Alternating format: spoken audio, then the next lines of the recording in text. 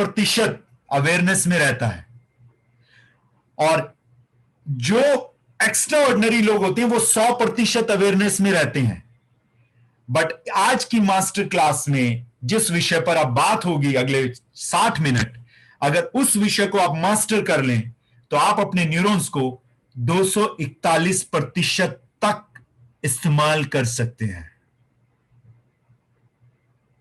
बस इतना ही मुझे कहना था। सक्सेस लेगेसी के बारे में आप सब लोग जानते हैं, ज्यादा बताने की जरूरत नहीं है।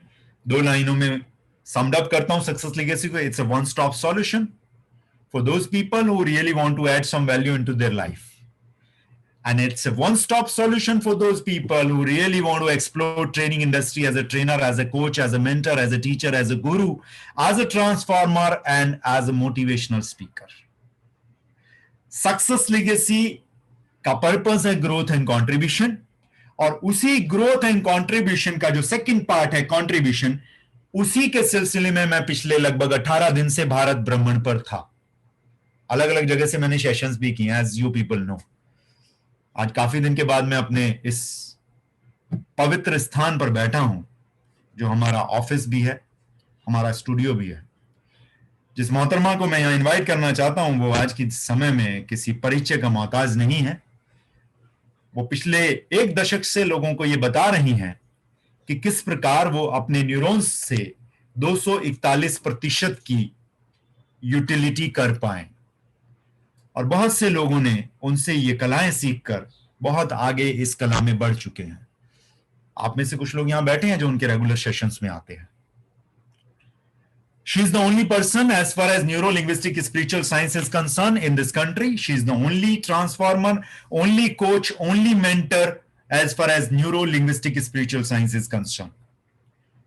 वो पिछले लगभग 13 सालों से parent child and relationship and student behaviour therapy and pattern breaking में है। कपल रिलेशनशिप में वो पिछले लगभग 8 सालों से हैं।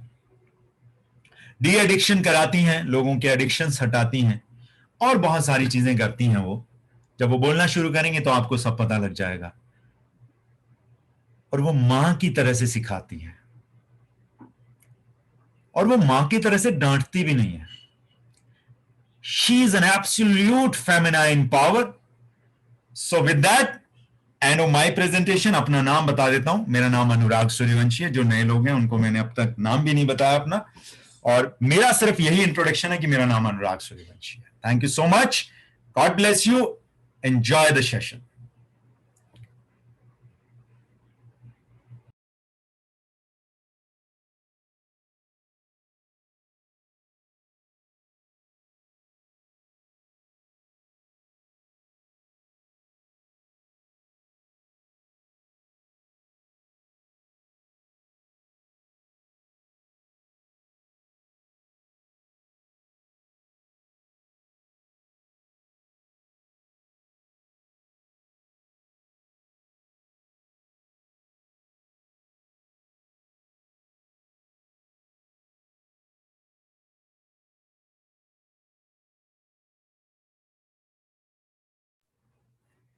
Very good evening everyone.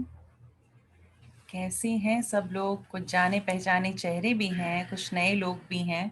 That's great. सबसे पहले तो आप सबको वेलकम करती हूँ आज की इस वर्कशॉप में, and thank you so much for attending this workshop.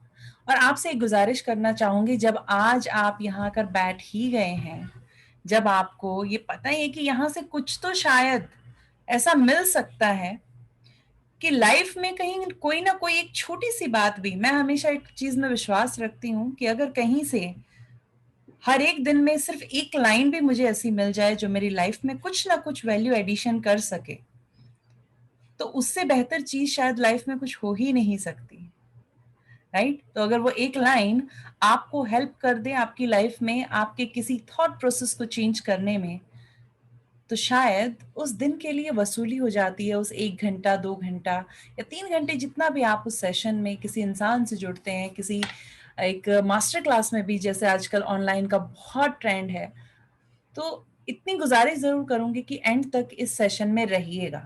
अगर आप ये कमिटमेंट यहाँ करके बैठे हैं तो एक और छोटी सी चीज होगी जिसका कई बार हमें अंदाजा भी नहीं होता, कि आप अपने माइंड को एक ऐसा सिग्नल देंगे कि yes, I commit and I can do. जब आप अपने ही कमिटमेंट्स से परे जाने लगते हैं, उन्हें तोड़ना शुरू कर देते हैं, तो ये सिर्फ एक जगह पर नहीं होता। हर जगह माइंड आपको बताना शुरू कर देता है, you are not a person who is taking care of the commitments. This is very important. मेरा नाम है नीरज मलिक एंड पिछले लगभग 10 सालों से एनएलपी को एनालिसिस की अप्रोच के साथ मैंने प्रैक्टिस किया है।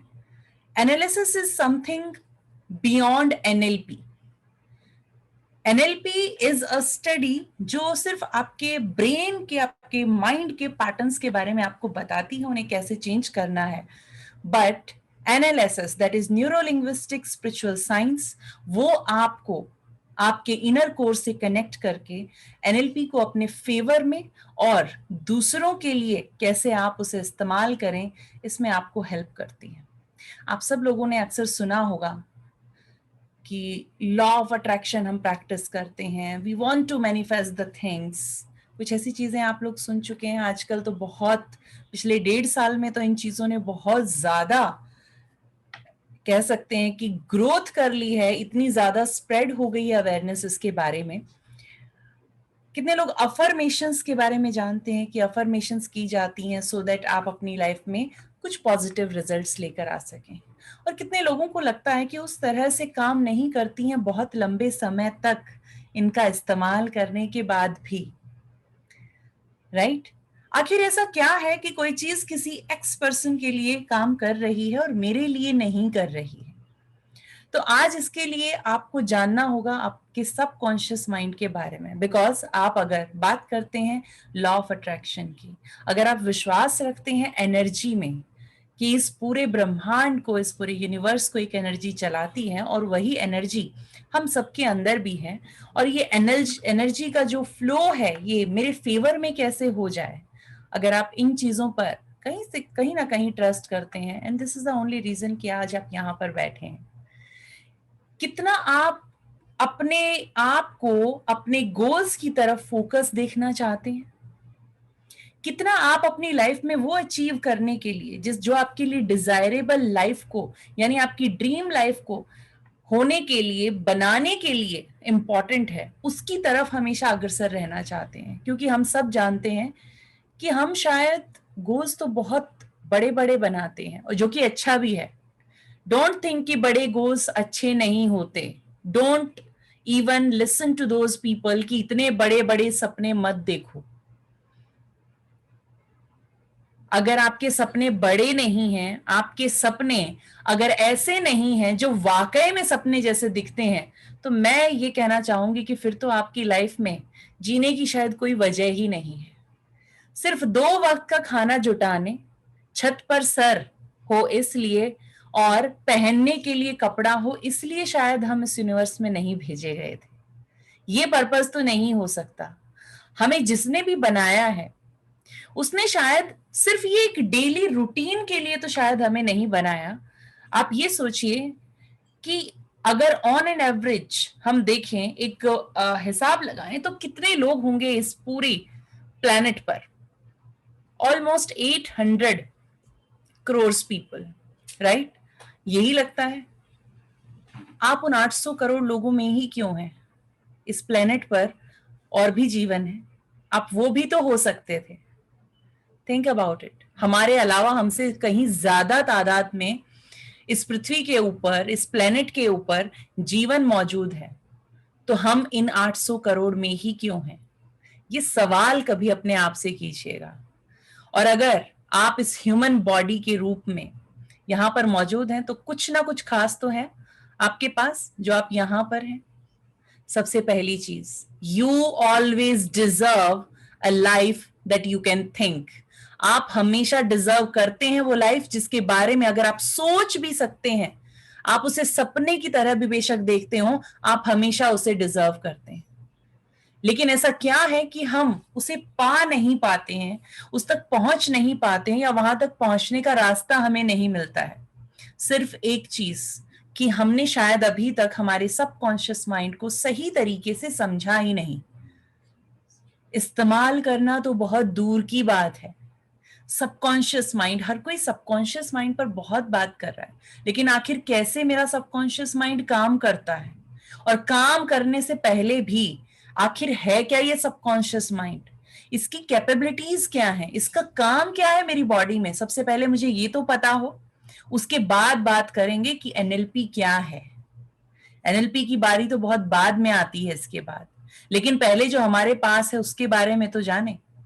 जन्म के साथ हमें मिलता है हमारा सबकॉन्शियस माइंड और ये बॉडी। हमारा सबकॉन्शियस माइंड जो बनता है लगभग 80 बिलियन न्यूरॉन्स से। जी हाँ, आपकी न्यूरोलॉजी, और माइंड से ये मत सोचिएगा सिर्फ ये, this is not your mind, सिर्फ इसको आप माइंड मत समझिएगा। This is a part of your brain. आपके ब्रेन का ये एक पार्ट है। बट आप कहेंगे लेकिन ब्रेन तो होता ही यहां पर है। सिर्फ ब्रेन से काम नहीं चलता, ब्रेन के साथ कनेक्टेड है आपकी न्यूरोलॉजी, जिससे कनेक्टेड है आपके न्यूरॉन्स। जब वो न्यूरॉन्स होंगे तभी आपके ब्रेन का प्रोसेस कंप्लीट होता है। उनके बिना हमारे ब्रेन का कोई एग्जिस्टेंस भी नहीं है, उसका कोई काम भी नहीं है। और आपका सबकॉन्शियस माइंड जिसे आप कहते हैं, वो बना है इस ब्रेन, इस न्यूरोलॉजी और इस बॉडी तक जाने वाले उस कनेक्शन से। यानी your subconscious mind is not just about your head, but it's about the whole your body. आपका सबकॉन्शियस माइंड आपकी बॉडी की एक एक सेल से कनेक्टेड है। आपकी बॉडी में लगभग 60 ट्रिलियन सेल्स होते हैं जो डायरेक्टली कम्युनिकेट करते हैं आपके 80 बिलियन न्यूरॉन्स से। So your subconscious mind is about your brain, your neurology and your body cells. इनके साथ जो आपका कनेक्शन है उससे कैसे, आखिर क्या है मेरा सबकॉन्शियस माइंड। आपके पास आज तक जितनी भी मेमोरी है, जितने भी आपकी लाइफ के एक्सपीरियंसेस हैं, जितना भी जो कुछ आपने सीखा है, आपके पास जितनी भी स्किल है, सब कुछ आपके पास कहाँ स्टोर है? आपके सबकॉन्शियस माइंड में। और इनका स्टोर हाउस है आपके 80 बिलियन न्यूरॉन्स। और अगर आपको ये लगता है कि आपकी मेमोरी बहुत वीक है, तो आज आपका ये बिलीफ भी टूटने वाला है, क्योंकि आपके सबकॉन्शियस माइंड की मेमोरी पावर कितनी है। एक न्यूरॉन की कैपेसिटी है 82 GB। जी हाँ, एक न्यूरॉन की। और आपके पास लगभग 80 बिलियन न्यूरॉन्स हैं। तो आप खुद कैलकुलेट कर सकते हैं कितना ह्यूज एक पावरफुल मेमोरी हाउस आपके पास है। ये मेमोरी स्टोरेज आखिर वैसे काम क्यों नहीं करती जैसे मुझे चाहिए? वो बहुत इंपॉर्टेंट है, क्योंकि शायद हम अपने सबकॉन्शियस माइंड को उस लेवल तक अब तक समझ ही नहीं पाए कि इसके पैटर्न को समझ पाते। हमें आज तक कोई भी चीज याद रखनी है तो सिखाया क्या जाता है कि आप इसको पढ़ो, बार बार पढ़ो, बार बार पढ़ो। लेकिन याद रखना तो इतना इजी है कि डे टू डे लाइफ में जो भी हो रहा है, आप हमसे 5 साल पहले की बात पूछ लो, हमें वो भी याद है। वो तो हमें बार बार नहीं पढ़ना पड़ा, वो तो लाइफ में एक बार सिचुएशन हुई और आज तक हमें याद है। तो आप ये क्यों कहते हैं बार बार कि बार बार पढ़ो तो ही याद होता है? फिर तो ये थियरी ही गलत है कि किसी चीज को बार बार पढ़ने से वो याद हो जाती है। जी हाँ, आपको याद हो जाती है, लेकिन क्या सिर्फ यही एक तरीका है याद करने का?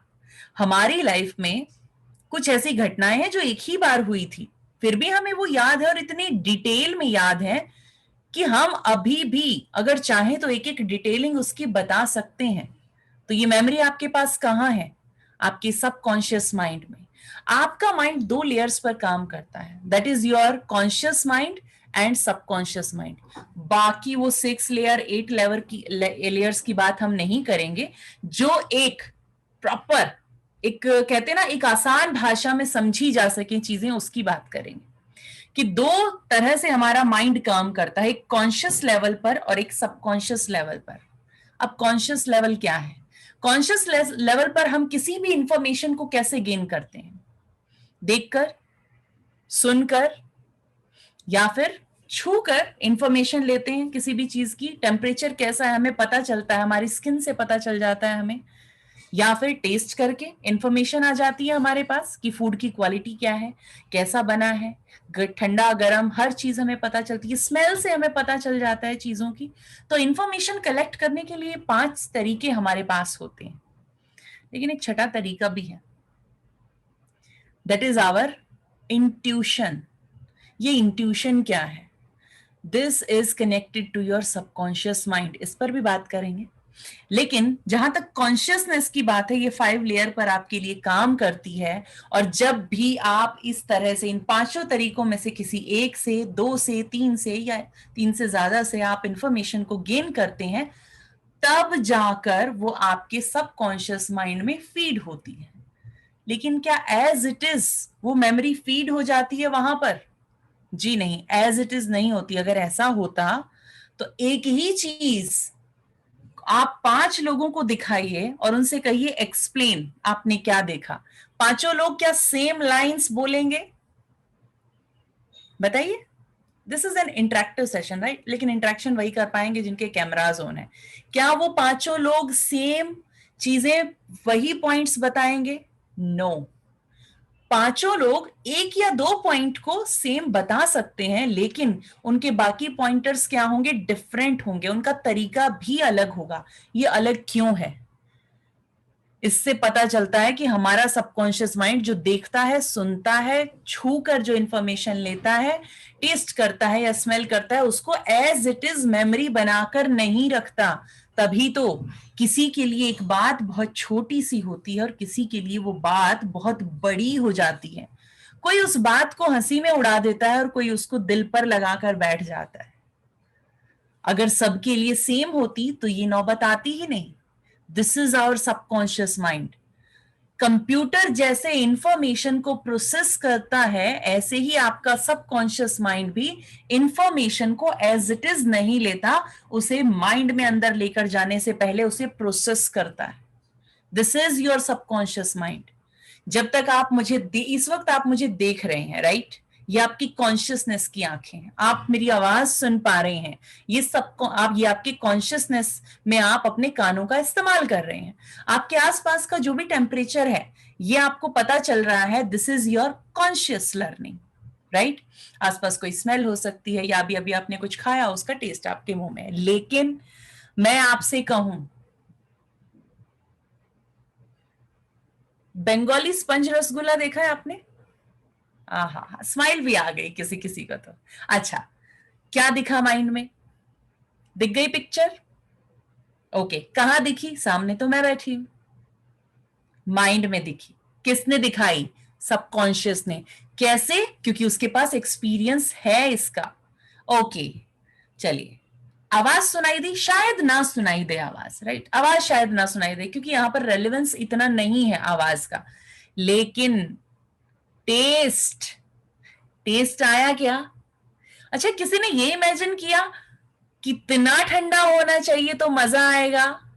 किसी को नॉर्मल में, तो किसी को ठंडा ठंडा फ्रिज में रखा हुआ। ये टेम्परेचर कहां से पता चला? यहां से, आपके सबकॉन्शियस लेवल से आपको पता चला।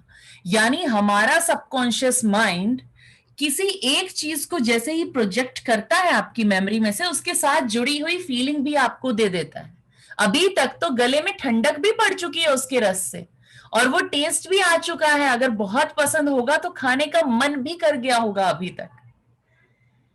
See how smart your subconscious mind is. और हम इसे ब्लेम करते रहते हैं कि हमारे पास मेमोरी वीक है, मेमोरी वीक है। मेमोरी वीक नहीं है। मेमोरी वीक होती तो जिन बातों को भूल जाना चाहिए अब तक तो वो भुला चुके होते आप। बस चैलेंज ये है कि जिन्हें भूलना चाहिए उन्हें भूल नहीं पा रहे हैं, और जिन्हें याद रखना है वो याद रहती नहीं है। यही तो चैलेंज है हमारे पास, छोटा सा। लेकिन इसे दूर कैसे किया जाए? कोई तरीका भी तो होगा। बिल्कुल है, अपने सबकॉन्शियस माइंड को राइट तरीके से समझ लेना। लेकिन मेरा सबकॉन्शियस माइंड, ठीक है, मुझे पता चला कि ऐसे ऐसे मेमोरी को रखता है, but what is the relevance of these things? सबसे पहली चीज तो ये कि आधे से ज्यादा जीवन में तकलीफ तो यही है कि चीजें याद नहीं रहती। जिस टाइम पर याद आना चाहिए उस टाइम पर याद नहीं आती। और सबसे बड़ी मुश्किल, जिन्हें याद नहीं आना चाहिए वो गलत समय पर आकर परेशान करना शुरू कर देती हैं। यानी मेरी मेमोरी मेरे कंट्रोल में ना होकर, मेरे फेवर में काम ना करके मेरे अगेंस्ट काम करती है। सबकॉन्शियस माइंड किसका? मेरा। लेकिन काम कैसे कर रहा है? मेरे अगेंस्ट। लेकिन अच्छी बात यह है कि अगर ये नेगेटिव चीजों को अननेसेसरी किसी भी समय पर मुझे याद दिला सकता है, तो इसका उल्टा भी तो ये कर सकता है। अगर ये पॉसिबल है तो वो भी पॉसिबल है, या तो ये भी पॉसिबल ना होता। यानी कि राइट टाइम पर मुझे जिस स्किल की जरूरत है, जिस आइडिया की जरूरत है, उसे भी तो मुझे राइट टाइम पर याद दिला सकता है।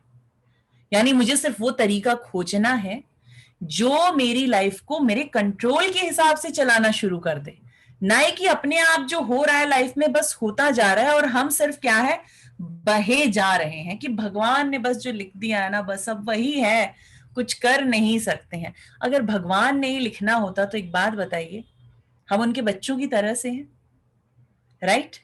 आप अपने बच्चे की तकदीर में कभी भी कोई दुख लिख सकते हैं? नहीं। जिस भी डिवाइन पावर ने, जिस यूनिवर्स ने हमें बनाया है, उसने अपनी किसी ना किसी ऐसी खूबसूरत सी एक कलाकृति बनाई होगी कि ये मेरी बेस्ट क्रिएशन है। तो उस बेस्ट क्रिएशन की तकदीर में, उसकी किस्मत में, उसके फ्यूचर में वो कुछ गलत कैसे लिख सकते हैं? ये तो पॉसिबल ही नहीं है। आप एक छोटा सा पेट पाल लेना तो आप उसका भी फ्यूचर देखना शुरू कर देते हैं, उससे भी इतना प्यार हो जाता है, तो अपनी क्रिएशन से कैसे नहीं होगा?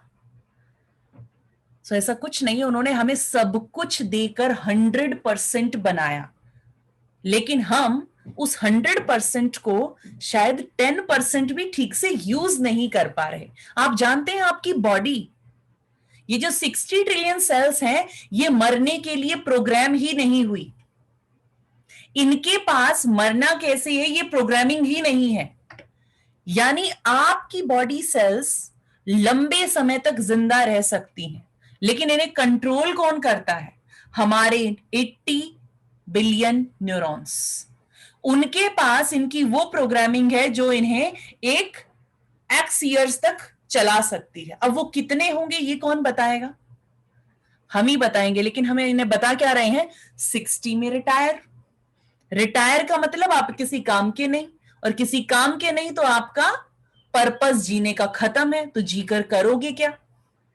आपकी बॉडी सेल्स जो यहां पर देखती हैं, यानी कि आपके न्यूरॉन्स की आंखों से वो देख रही हैं, और आपके न्यूरॉन्स कह रहे हैं अब तो 60 हो गया, तो अब तो कुछ काम ही नहीं है, तो कुछ काम नहीं है तो चलते बनिए। तो जब चलते बनिए तो बॉडी में क्या आएंगी? डिजीज आएंगी, ब्लड प्रेशर बढ़ेगा, अननेसेसरी वेट बढ़ेगा, उल्टी सीधी बीमारियां आएंगी। तो ये सब कुछ हो गई। अगर हम बात करें पहले लोग इतनी लंबी लाइफ कैसे जीते थे, उनके पास जीने का कारण होता था। उन्हें पता होता था उनके अगले अगले अगले सालों में क्या होने वाला है। अगले 20 साल अगर और जिए तो क्यों जिए? अपनी जनरेशंस को बढ़ता देखने के लिए सिर्फ इतना सा पर्पस लाइफ का लेकर वो अपनी लाइफ को 90, 100 प्लस तक ले जाते थे। क्योंकि वो हमेशा क्या करते थे? अपने आगे के 20-30 साल, आगे के 20-30 साल, और वो एक्साइटमेंट के साथ कि ओके तब तक तो मेरी इतनी जनरेशंस आ जाएंगी। ओके, वो सोच सोच कर ही उनका माइंड प्रोग्राम होता रहता था उनकी बॉडी को लंबे समय तक जीने के लिए। उस वक्त बीमारियां भी इतनी नहीं होती थी, राइट? आज हर बीमारी का ऑलमोस्ट इलाज हमारे पास है, लेकिन उसके बाद भी हो क्या रहा है हमारे साथ? उसके बाद भी लाइफ स्पैन कम हो गया है। इतना कम हो गया है कि 40 की उम्र से ही, कई बार तो 35 की उम्र से ही क्या करना पड़ता है? हमें दवाइयों पर स्विच हो जाते हैं, और एंड तक ये दवाइयों पर ही चलती है। ये बिलीफ किसने दिया हमें? क्या उन्होंने कहा था कि नहीं 35 की उम्र के बाद तो आपको बस दवाइयों पे ही चलना पड़ेगा? जी नहीं, उन्होंने आपको एक बायोलॉजिकल एज के हिसाब से बनाकर इस बॉडी को भेजा है। आपके हार्ट के पास बायोलॉजिकली इतनी ब्रेथ होती हैं कि आप अपने जीवन को 125 साल तक आराम से चला सकते हैं। बट उसके बाद होता क्या है आपके साथ? कभी हार्ट बीट तेज हो रही है, कभी कुछ हो रहा है, हार्ट में ब्लॉकेज क्यों आ जाती है? What is the reason? जब हर चीज से हर्ट होते रहेंगे लाइफ में तो हार्ट में ब्लॉकेज तो आएगी। क्यों? क्योंकि आपका माइंड जिस चीज को यहां पर हार्ट के आसपास भार बनाकर रख लेता है। हर्ट का मतलब क्या होता है? What is hurt? जब आप सीधा अपनी बॉडी के किसी हिस्से को तकलीफ देते हैं, और हम सीधा किससे कनेक्ट करते हैं? हार्ट से। जानते हैं सिर्फ हार्ट ही इससे क्यों इंपैक्ट होता है? द ओनली रीजन, क्योंकि आपके हार्ट में भी मेमोरी सेल्स होते हैं, सेम न्यूरॉन्स की तरह ही एस सेल्स होते हैं जिनके पास मेमोरी को गेन करने की कैपेसिटी होती है, और फीलिंग भी यहां पर क्रिएट होती है, क्योंकि वो बॉडी का एक पार्ट तो है ही, सेल तो उसमें है ही। आपकी फीलिंग्स आप कहां फील करते हैं? In your body. माइंड कभी फीलिंग्स को नहीं लेता, but your body always tell you what you are feeling, what is going on inside your body, right? तो ये बॉडी और माइंड का एक ऐसा हिस्सा, एक कॉम्बिनेशन है जो आपके इस बॉडी पार्ट में रहता है। और सिर्फ आपका हार्ट ही नहीं, आपकी बॉडी के हर ऑर्गन के पास ये मेमोरी को रखने की ताकत होती है, बट हार्ट में कुछ ज्यादा होती है। व्हाई? क्योंकि यहां से आपका इमोशन बहुत स्ट्रॉन्ग कनेक्टेड रहता है। कभी आपने फील किया है जैसे ही आपको गुस्सा आता है, आप परेशान होते हैं, हार्ट बीट बढ़नी शुरू हो जाती है। Your breath is directly connected to your emotion, and जैसे ही ब्रेथ ऊपर नीचे होगी, हार्ट बीट पर इंपैक्ट पड़ेगा ही पड़ेगा। Your heart is the most precious organ of your body. और ये मैं नहीं कह रही, सिर्फ मेडिकल साइंस ने प्रूव किया है। जिन लोगों के हार्ट ट्रांसप्लांट हुए उसके बाद उन लोगों के बिहेवियर पाए गए जिनको दूसरा हार्ट दिया गया था। पहले वाले लोगों की कुछ मेमोरीज, कुछ बिहेवियर्स, कुछ फीलिंग इनके पास आ गए। इतना ही नहीं, लास्ट टाइम पर जब उन लोगों की डेथ हुई तो उस टाइम के इमोशन भी इन नए वाले लोगों में जिनको वो हार्ट दिया गया था उनमें पाए गए। कितना जबरदस्त सिस्टम है हमारी बॉडी के पास। और जानते हैं आपकी 60 ट्रिलियन सेल्स ऐसे कोऑर्डिनेशन में काम करती हैं कि जो आप यहां मान लें उसे एग्जीक्यूट कर देती हैं। कैसे? जब बॉडी का हिस्सा कोई काम करना बंद कर देता है, नर्वस सिस्टम में कोई गड़बड़ी आने की वजह से बॉडी के किसी हिस्से तक सिग्नल नहीं पहुंचते हैं ब्रेन के, तो क्या होता है? वो हिस्सा ऑलमोस्ट पैरालाइज हो जाता है, काम करना बंद कर देता है। उसके बाद आपकी बॉडी को मूव करा करा के आपके माइंड को सिखाया जाता है। कभी हाथ को, जो फिजियोथेरेपिस्ट क्या करते हैं, कभी इधर मूव कराते हैं, कभी लेफ्ट, कभी राइट, कभी ऐसे, कभी वैसे। Why they are doing this? They are creating the neural pathways inside your body कि दोबारा से वो मेमोरी आपके ब्रेन के पास चली जाए कि इसको करने का तरीका क्या था। आप जितनी भी मेमोरी अपने पास गेन करते हैं, आप कुछ भी सीखते हैं, आपने एक लेटर भी लिखना सीखा, ए, इसका न्यूरल पाथवे क्रिएट हुआ है आपकी बॉडी में। कैसे? न्यूरल पाथवे एक सिग्नल की तरह आपके जो न्यूरॉन्स हैं एक दूसरे से कम्युनिकेट करते हैं। ये बिल्कुल एक करंट की तरह से होता है। इन्हें हम कहते हैं firing of your neurons, right? Neuroplasticity is about this. जब ये न्यूरॉन्स आपस में फायर करके इस इंफॉर्मेशन को आपके न्यूरोपेप्टाइड के जरिए आपकी बॉडी की सेल्स तक पहुंचाते हैं। न्यूरोपेप्टाइड इज अ प्रोटीन जो आपकी बॉडी में ट्रेवल करके यहां की इंफॉर्मेशन को आपकी बॉडी तक पहुंचाता है और उसे बताता है कि फीलिंग क्या क्रिएट करनी है। इट मीन्स आपका क्वालिटी ऑफ इमोशन आपकी बॉडी तक पहुंचता है, तब जाके फीलिंग क्रिएट होती है। कितने शॉर्ट स्पैम में कि इधर से किसी ने कोई बात बोली, इधर आपका इमोशन जनरेट हुआ और बॉडी में फीलिंग भी आ गई, आपके हार्ट के आसपास फीलिंग आनी शुरू हो गई, दैट यू गेट हर्ट। इतना स्ट्रॉन्ग सिस्टम। इसी तरह आपकी बॉडी के पास आपकी हर बीमारी को ठीक करने की पूरी प्रोग्रामिंग है। तो ये मेरे लिए काम क्यों नहीं करती? क्योंकि इसे पूरा करने के लिए जो इमोशन चाहिए वो हमारे पास नहीं होता। आप एक बात सोचिए, जब भी आप गुस्से में होते हैं, परेशान होते हैं, तो आपको नहीं लगता कि जो काम आप बहुत आसानी से कर पाते थे उसी काम को करने में अब आपको और ज्यादा परेशानी हो रही है और आप और ज्यादा फ्रस्ट्रेट हो जाते हैं कि ये काम तो इतना इजीली हो जाता था, अब क्यों नहीं हो रहा है। होता है हमारे साथ। वाई? क्योंकि मेरे माइंड को सही तरीके से काम करने के लिए, इसके पास जितनी इंफॉर्मेशन है उसे यूज करने के लिए खास न्यूरोलॉजी के जो बायोलॉजिकल चेंज है, केमिकल बैलेंस की जरूरत है। और वो केमिकल बैलेंस बनता है आपके इमोशन से। आपके पॉजिटिव हार्मोन अगर आपकी बॉडी में रिलीज नहीं होते हैं तो आपके जो हार्मोन्स हैं, स्ट्रेस हार्मोन्स हैं, वो रिलीज हो रहे हैं। If not positive hormones, not human growth hormones, then you are releasing your negative emotion and the stress hormones, that is adrenaline and cortisol. और जब ये दो आपके पास इमोशन के, स्ट्रेस के जो हार्मोन होते हैं, वो आपकी बॉडी में एक ऐसा केमिकल बैलेंस क्रिएट करते हैं जिसमें आप अपने न्यूरल पाथवे को सही तरीके से ढूंढ नहीं पाते। यानी अंदर क्या था, जितना भी सर्किट थे वो उलझ गए। वो माहौल ही नहीं मिला जिसमें वो सर्किट एक दूसरे को ट्रांसमिट कर पाते सही तरीके से इंफॉर्मेशन। क्योंकि जब हम सही इमोशन में होते हैं तब हमारी न्यूरोलॉजी डिफरेंटली काम करती है, और जब हम खराब इमोशन में होते हैं तो ये डिफरेंटली वर्क करती है। इतना सब कुछ आपके सबकॉन्शियस माइंड से कनेक्टेड है। अब बात करते हैं आखिर ये सबकॉन्शियस माइंड मेरी लाइफ में रोल और कैसे प्ले करता है, मेरी लाइफ से ये कैसे कनेक्टेड है। द मोस्ट इंपॉर्टेंट थिंग, हम कितनी तरह का कम्युनिकेशन करते हैं? दो तरह का कम्युनिकेशन करते हैं।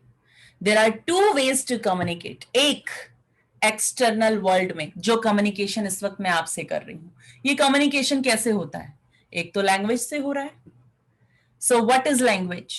इसको हम कहते हैं हमारे लिंग्विस्टिक्स। यानी कि मैं आउटर वर्ल्ड में जब आपसे बात कर रही हूं, this is my verbal communication to you. इसके साथ में और भी कुछ चीजें हो रही हैं। माई हैंड मूवमेंट, क्या मुझे ये कॉन्शियसली करना पड़ता है? क्या मुझे ये वर्ड बोलना है तो मुझे हाथ ऐसे? No, my body is supporting me. मेरी बॉडी को ऑलरेडी पता है, मेरी बॉडी के पास प्रोग्रामिंग है कि किस वक्त मुझे कैसा एक्सप्रेशन देना है, अपनी बॉडी को कैसे यूज करना है। राइट? सेकेंड थिंग, मेरे एक्सप्रेशंस, राइट, ये आपको बताते हैं that how I am going to talk, और मैं क्या कहना चाहती हूं, किस चीज पर, कैसे मैं एक्ट करती हूं, कैसे मेरे फेस के एक्सप्रेशन एक्ट करते हैं। राइट? ये दूसरा तरीका है।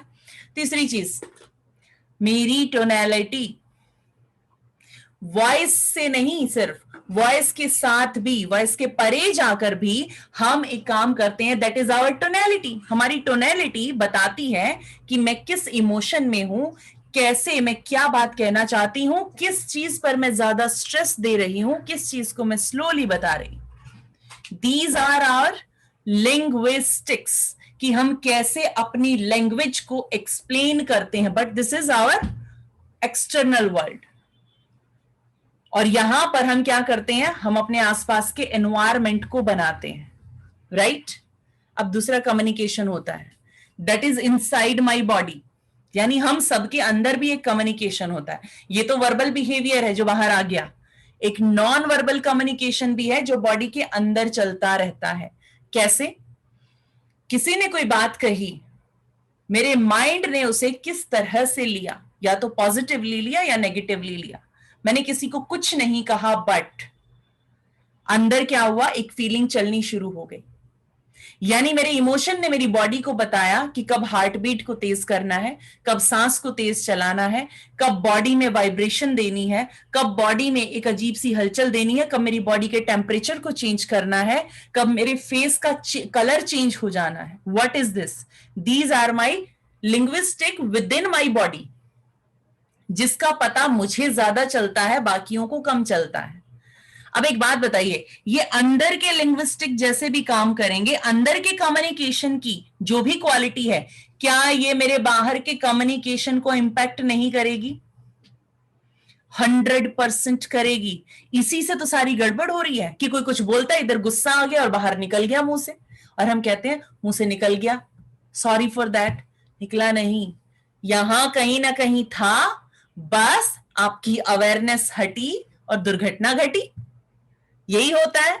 सो आपका सबकॉन्शियस माइंड वही बोलता है बाहर जो ऑलरेडी यहां पर होता है, या कभी ना कभी आपने उस चीज को माइंड में सोचा होता है। बेशक आपने खुद को करेक्ट कर लिया हो, उसके बाद छोड़ दिया, नहीं नहीं ऐसा नहीं हो सकता, लीव इट, बट आपके माइंड ने उस इमोशन को एक बार फील कर लिया था और उसे बचा कर रख दिया, उसके न्यूरल पाथवे को। और जिस दिन माहौल बनेगा फेवरेबल, वो निकल कर आएगा और उस वक्त हम कहेंगे कि वो तो मुंह से ऐसे ही निकल गया। क्यों? क्योंकि उस वक्त आपकी ये कॉन्शियस लेवल की जो स्मार्टनेस है वो थोड़ी कम पड़ जाती है। और ये क्यों होता है? हम अवेयर नहीं रह पाते what we are talking about, यानी आपका अपने माइंड के ऊपर से पूरी तरह से कंट्रोल चला गया उस चंद सेकंड के लिए, और जैसे ही वो जाता है इमीडिएटली याद भी आ जाता है कि ये क्या हो गया। Right? This is your subconscious mind. यानी आपकी मर्जी के बिना ये कुछ भी कर सकता है अगर आपकी अवेयरनेस ना हो तो। लेकिन ये नेगेटिवली क्यों करे, ये मेरे लिए पॉजिटिवली काम क्यों ना करे? इसको यही काम पॉजिटिवली कर लेना चाहिए कि जितना अच्छा अच्छा हो वो मेरे बिना मेरी अवेयरनेस के ही निकलना शुरू हो जाए। जितनी मेरी स्किल है वो मेरे फेवर में, मेरे को अवेयरनेस लगानी ही ना पड़े, ऑटोमेटिकली ऐसे ही काम करनी शुरू कर जाए जैसे नेगेटिव पैटर्न काम कर देता है। जैसे मुंह से ऐसे ही निकल जाता है, तो ऐसे ही आइडिया क्यों नहीं निकलते, ऐसे ही बढ़िया बढ़िया चीजें क्यों नहीं निकल जाती? फॉर दैट जो क्वालिटी अंदर जाएगी वही क्वालिटी बाहर आएगी। This is simple. Quality of information daily basis पर क्या लेकर जा रहे हैं? क्या किसी ने किसी के बारे में कुछ कहा तो उसके लिए यस यस यस हामी भर रहे हैं आप? चाहे आप उस इंसान के बारे में कुछ ऐसा ना सोचें, चाहे उसको कुछ ना कहें, लेकिन किसी ने जिस वक्त बताया तो गर्दन को हिला के आपने बोला क्या?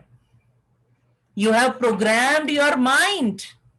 आपने उस वक्त अपने माइंड को प्रोग्राम कर दिया, और ये करने से माइंड को पता चला ओके इसे तो मुझे बचा कर रखना है, आई हैव दिस इंफॉर्मेशन। और किसी न किसी दिन आप उस इंसान के सामने गए, लड़ाई में निकला, तुम तो हमेशा ऐसे ही करते हो, फलाना भी यही बोल रहा था, और बस हो गया वहां पर काम। क्यों? क्योंकि आपने ये करके उस पैटर्न को यस बोला। ऐसी ऐसी न जाने कितनी सारी चीजें हैं कि अनजाने में लोग हमारे माइंड को प्रोग्राम कर देते हैं। अगर आज मैं आपके माइंड में एक ऐसी चीज डाल दूं तो कल तक आपको पता नहीं 2-3 लोग और मिल जाएंगे ऐसे जो उस इंफॉर्मेशन पे आपको कुछ ना कुछ बता रहे होंगे। ऐसा क्यों? यानी मैं जिस इंफॉर्मेशन के बारे में एक बार सुन लूं और वो पैटर्न मेरे माइंड में रह जाए तो उससे रिलेटेड चीजें मेरे पास आनी शुरू हो जाती। Right? Because where focus goes energy flows. यानी आप अपना ध्यान जिस चीज पर लगा देंगे, इस यूनिवर्स की एनर्जी और आपकी एनर्जी, आपके माइंड की एनर्जी उस पर एकत्र होनी शुरू हो जाती है, और उसी से आप क्या करते हैं, अपना फोकस डेवलप करते हैं, और जहां आपका फोकस होता है आपकी लाइफ उसी तरफ ग्रो करनी शुरू हो जाती है। कभी भी आप देख लीजिएगा, लेकिन हमारे ये फोकस क्या होता है, जंप करता रहता है, अभी इधर था अभी इधर हो गया, अभी इधर हो गया अभी इधर हो गया। क्यों? अगर आपको पता हो कि आपको यहां से बॉम्बे जाना है, तो क्या आप रास्ते में इधर उधर भटक कर कभी भी वेस्ट की साइड जाना पसंद करेंगे? नॉर्थ की तरफ चल पड़ेंगे? नहीं। लेकिन आपको सिर्फ इतना पता है, ओके मुझे घर से बाहर जाना है। आपको ये नहीं पता आपको जाना कहां है, बट आपने कहा मुझे बस यहां से जाना है, ये सिचुएशन से बाहर निकाल दो, यहां से कहीं जाना है। अब बताइए आपके पास क्या डायरेक्शन है? आपके पास चारों डायरेक्शन ओपन है। कभी आप इधर भागेंगे, उधर लगेगा नहीं इतना अच्छा मजा नहीं आ रहा, चलो इधर मुड़ जाते हैं, इधर थोड़ी देर चले, अच्छा रास्ता था, और उसके बाद क्या हुआ, एकदम से फिर अच्छा नहीं आया, आपने कहा नहीं इस रास्ते पर भी नहीं जाते, दूसरे पर चले जाओ। क्यों? क्योंकि आपने वो पॉइंट सेट ही नहीं किया जिस तक आपको पहुंचना था, जहां आपको एग्जैक्ट जाना था। और ये हमारे साथ पूरे जीवन भर होता है। क्यों? शुरू से प्रोग्रामिंग यही दी गई है, क्या करना है लाइफ में, देख लो ये करोगे तो ये बन जाओगे, ये करोगे तो ये बन जाओगे, और ये करोगे तो ये बन जाओगे। यानी मुझे यही नहीं पता कि मुझे करना क्या है, मुझे तो आप काम बता रहे हो। मैं आपसे पूछ रही हूं मुझे जाना कहां है, आप कहेंगे आप ये बस पकड़ो तो आप वहां पहुंच जाओगे। आप वो ट्रेन पकड़ो तो आप वहां पहुंच जाओगे, और आप ये प्लेन पकड़ लो तो आप वहां पहुंच जाओगे। यानी मेरे पास कोई फिक्स चीज ही नहीं है, और वहां पहुंचकर हम करेंगे क्या? देख लेना जो मर्जी, पहुंच तो जाओ पहले। ऐसे ही चल रही है ना लाइफ। और इस चक्कर में कहां पहुंचते हैं हम? फिर हम सोचते हैं मेरी लाइफ वैसी क्यों नहीं जैसे सबकी। सबकी नहीं, उनकी जो ऑलरेडी बहुत अच्छी लाइफ जी रहे हैं अकॉर्डिंग टू अस। हमें लगता है कि वो बहुत अच्छी लाइफ जी रहे हैं, बट उनसे जाकर सुनिए कभी, उनको भी ऐसा ही लगेगा कि अरे तुम बहुत सही हो, ज्यादा अच्छे हो, मेरे से ज्यादा बेहतर है आपकी लाइफ, आपको नहीं पता कितने पंगे हैं मेरी लाइफ में। हर इंसान के पास यही स्टोरी है। क्यों? क्योंकि ढंग से यही नहीं पता कि लाइफ में जाना कहां था। आपकी बॉडी और आपके माइंड को अगर यही नहीं पता जाना कहां है, तो किस चीज पर फोकस करे आपका माइंड? कभी आपको इधर जंप कराएगा, कभी अरे यार ये रास्ता भी अच्छा है इसी पर चलो। जब कहीं पहुंचने का आपके पास है ही नहीं एजेंडा, तो जो अच्छा दिख रहा है उसी पर चलना शुरू कर दो। जितनी देर अच्छा चले ठीक है, उसके बाद दूसरे पे जंप कर जाना, ये हो जाता है। यानी कि आपकी लाइफ के पास डेस्टिनेशन पॉइंट नहीं है, और आपके माइंड को नहीं पता कि जाना कहां है। एक ऐसा प्लेन जो चले जा रहा है लेकिन उसे ये नहीं पता कि उसका लैंडिंग पॉइंट क्या है। ऐसी जर्नी में आपको कभी भी मजा आता है जहां पर आपको ये ना पता हो आगे होगा क्या, पहुंचेंगी कहां? चलिए आप कहेंगे नहीं, हमने कुछ गोल्स तो लाइफ में डिसाइड कर रखे हैं, ठीक है। आपने एक डेस्टिनेशन डिसाइड की, मैंने आपको कहा कि आप एक काम कीजिए, आप ये फ्लाइट पकड़िए, आप यहां से मुंबई चले जाइए। आप कहेंगे क्यों? क्योंकि जाओ तो सही, पहुंचो तो सही, पहुंचने से पहले बता देंगे, कोई बात नहीं। आप वहां पहुंचना शुरू किया, जस्ट आप 10 मिनट पहले थे, आप मुझसे पूछेंगे करना क्या है, मुंबई तो आने वाला है, बताओ ना लैंड करने के बाद। तो अरे पहुंच तो जाओ पहले, then I will let you know. आप ये बताइए वो 10 मिनट या वो सफर यहां से वहां का जितना करीब आएगा, आपको घबराहट होगी कि नहीं होगी? माइंड टेंशन में आएगा कि नहीं आएगा? क्योंकि उससे आगे का रास्ता आपने देखा ही नहीं है। और क्या आप वहां जाना चाहेंगे? फिर क्या मन करेगा वहां जाने को? नो उस फ्यूचर में आप जाने से पहले 100 बार सोचते हैं मैं जाऊं नहीं जाऊं, जाऊं नहीं जाऊं। क्योंकि वहां पहुंचने के बाद का भी नहीं पता, उसकी पिक्चर ही नहीं है माइंड में। लेकिन मैं आपको कहूं वहां आपको पहुंचना है, वहां से कोई एक और फ्लाइट मिलेगी जो आपको उस बी पॉइंट तक पहुंचाएगी, और वहां पहुंचने के बाद आपको ये पर्सन मिलेगा, और वहां पर आपका ये वर्क है। आप क्लियर हो जाओगे वहां पर। क्या आपको उस वक्त भी वो ए पॉइंट से बी, बी से सी जाने में कोई घबराहट होगी? नहीं। यानी मेरे माइंड के पास फ्यूचर की पिक्चर ही नहीं है कि ये जा कहां रहा है। इसलिए जब भी हम कोई नया बिजनेस, नए काम की तरफ बढ़ना चाहते हैं, तो माइंड क्या करता है, उसमें अपना 100% नहीं दे पाता, हमेशा इनसिक्योरिटीज लगी रहती हैं, हमेशा माइंड परेशान रहता है, और क्रिएटिव आइडियाज देगा कहां? क्यों? क्योंकि जब भी आपकी बॉडी के पास एड्रेनलिन रिलीज होते हैं, ये नेगेटिव हार्मोन्स होते हैं जो कि माहौल यहां पर खराब होते ही बनने शुरू हो जाते हैं, तो क्या होता है, तो आपका माइंड आपको सिर्फ सरवाइव करने के लिए रेडी रखता है बस। यानी आप सिर्फ जिंदा रहने के लिए काम कर सकते हो, आप क्रिएटिव नहीं हो सकते, ड्रीम्स नहीं देख सकते, ड्रीम्स को अचीव नहीं कर सकते। क्या होता है सर्वाइवल मोड? सर्वाइवल मोड ये है कि आप कहीं जा रहे थे और रास्ते में आपको जंगल में शेर मिल गया। अब बताइए, क्या आप मुझे ऑफिस पहुंचना है घड़ी देखते हुए ये सोचेंगे, या इससे बचना है ये सोचेंगे? अरे बॉस वेट कर रहा है वो सोचो, यहां से तो निकल जाओगे, वहां कैसे पहुंचोगे ये सोचो। आप कहोगे भाड़ में जाए बॉस, ठीक है पहले मुझे यहां से निकलना है, ये छोड़ेगा तो बॉस के पास जाएंगे हम। तो अब आपके माइंड ने ना आपकी जॉब का कुछ सोचा, ना आपके ड्रीम्स का सोचा, ना आपकी मीटिंग उसके लिए इंपॉर्टेंट है। एक ही चीज इंपॉर्टेंट है, दैट इज सर्वाइवल। और ये सर्वाइवल मोड आपका एड्रेनलिन जैसे ही रिलीज होना शुरू करता है, उसी वक्त शुरू हो जाता है। और उस वक्त आप सिवाय सर्वाइव करने के लिए कुछ भी नहीं सोच सकते, ना अपने ड्रीम्स के बारे में, ना क्रिएटिव आइडिया आएंगे, ना आप डिसीजन मेकिंग कर सकते हैं। अपने गोल्स को पूरा करने के लिए। हाँ, आप डिसीजन मेकिंग कर पाएंगे कि यहां से भागकर जान बचानी है या इससे लड़कर जान बचानी है। फाइट और फ्लाइट मोड, ये दो ही चीजें होंगी आपके पास। इसके अलावा तीसरी चीज आप नहीं सोचेंगे। हाँ, अगर बिल्कुल ही आपकी स्टेट खराब होगी देन यू विल फ्रीज। अब मैं कुछ नहीं कर सकता, जो करेगा यही करेगा। अब कोई मिरेकल ही हो जाएगा तो हो जाएगा, उसके अलावा कुछ नहीं। ये तीसरा मोड होता है जिसको इतना ज्यादा हम नहीं अप्रिशिएट करते क्योंकि ये बहुत कम होता है। अदरवाइज आपकी बॉडी आपको रेडी कर देती है ईदर फॉर फ्लाइट यानी वहां से भाग जाना या फॉर फाइट। और जब भी ये एक्टिवेट होता है सर्वाइवल मोड, उस वक्त आपकी बॉडी के जो फंक्शंस हैं वो डिस्टर्ब हो जाते हैं। अब डिस्टर्ब होने से क्या मतलब है? आपकी सांस तेज हो जाएगी, आपका ब्लड प्रेशर बहुत तेजी के साथ शुरू हो जाएगा बॉडी में, ताकि आप यहां से भागो तो आपकी बॉडी को एकदम से स्पीड मिल सके, आपकी मसल्स उस वक्त डैमेज ना हो। कभी भी आपने महसूस किया होगा कि जब आप गुस्से में होते हैं या फिर कोई ऐसी अर्जेंसी होती है, आपको खुद से अगर चोट लग गई है तो भी आप क्या करते हैं? आप हिम्मत करते हैं, फटाफट आप कोशिश करते हैं कि किसी तरह हॉस्पिटल पहुंचो, राइट? उस वक्त आपका माइंड सिर्फ इसी डायरेक्शन में काम करता है। या घर में किसी के साथ ऐसा कुछ हो गया है तो आपको कुछ नजर नहीं आता कि आप कितने थके हैं, आपको कहां दर्द है कहां नहीं है, आपकी बॉडी पूरी तरह से रेडी हो जाती है उस वक्त उस इंसान को हॉस्पिटल तक पहुंचाने के लिए। और जब तक उस इंसान को आप पूरी तरह से ट्रीट ना करा दें, उसको ट्रीटमेंट ना दिला दें, उसको रिलैक्स ना कर दें, तब तक आपकी बॉडी थकती नहीं है, कुछ नहीं होता। उसके बाद आपको पता चलता है सब कुछ। वाई? क्योंकि आपके माइंड को सिग्नल गया कि ये अर्जेंसी है, इमरजेंसी है, इसमें तो परफॉर्म करना ही करना है।